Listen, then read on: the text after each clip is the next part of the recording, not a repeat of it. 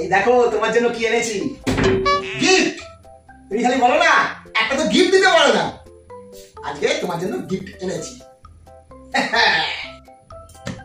ওরে শাবাশ, কি আছে গো?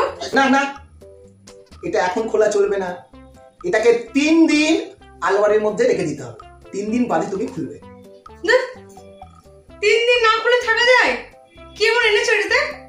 ব্যাপার আছে, তোমাকে বললাম তো 3টে দিন তুমি অপেক্ষা করতে পারবে না। 3টে দিন অপেক্ষা করো, তারপর তুমি দেখবে এর মধ্যে কি আছে। কয়েক লাখ টাকার গিফট আছে। লাখ টাকার গিফট তুমি আমাকে দিচ্ছ? তুমি খালি 3টে দিন অপেক্ষা করো, তারপর খুলবে, ঠিক আছে? যাই বাজারটা করে আনি।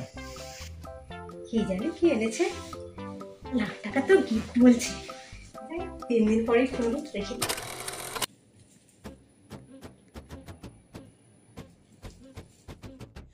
দুটো দিন হয়ে গেল, না দেখে কি থাকা যায়? দেখি তো কি আছে। ও কি আর বুঝতে পারছে?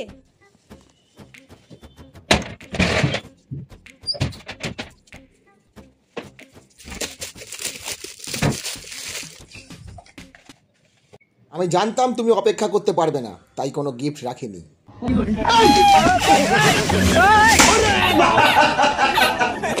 দাঁড়া, তুমি দেখাচ্ছি।